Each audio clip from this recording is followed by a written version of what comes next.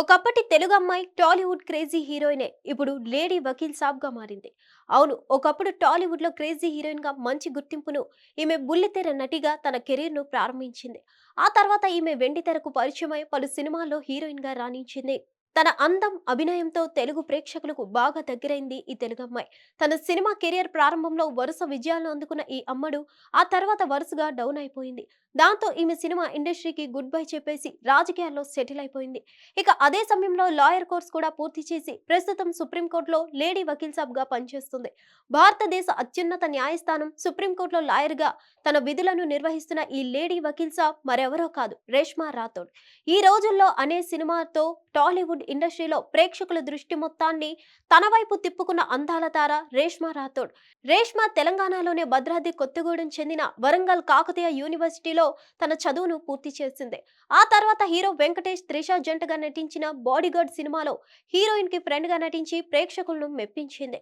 Bodyguard cinema 2012లో ప్రేక్షకుల ముందుకు వచ్చి మంచి విజయం సాధించింది. ఈ సినిమాలో రేష్మా పాత్రకు మంచి గుర్తింపు వచ్చింది. ఆ తర్వాత అదే ఏడాది డైరెక్టర్ మారుతి తెరకెక్కించిన ఈ రోజుల్లో అనే cinema youthful and romantic entertainer సినిమాలో హీరోయిన్ గా నటించింది రేష్మా రాథోడ్. ఈ సినిమాలో రేష్మా నటనకు ప్రేక్షకుల నుంచి మంచి రెస్పాన్స్ వచ్చింది.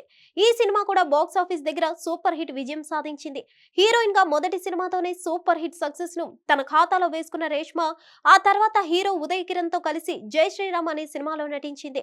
అయితే ఈ సినిమా అనుకున్న స్థాయిలో ప్రేక్షకులను మెప్పించలేదు. ఆ తర్వాత రేష్మా రాథోడ్ లవ్ సైకిల్, ప్రతిఘటన, జీలకర్ర బెల్లం అనే సినిమాల్లో నటించింది. తెలుగుతో పాటు ఈమె తమిళ, మలయాళ భాషల్లో కూడా సినిమాల్లో నటించింది.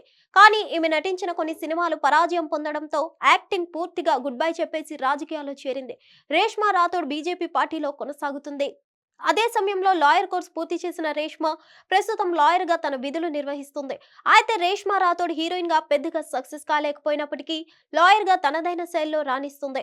రేష్మా రాథోడ్ కు ఈ ఏడాది జులైలో సుప్రీంకోర్టు లాయర్ గా పదోన్నతి లభించింది. హిట్ టీవీ యాప్ ని డౌన్లోడ్ చేసుకోండి. ఇందులో short news, live news, entertainment movies అన్ని అవైలబుల్ గా ఉన్నాయి. Please download Hit TV app. Hit TV app. Hit TV యాప్ని ఫ్రీగా డౌన్లోడ్ చేసుకోండి.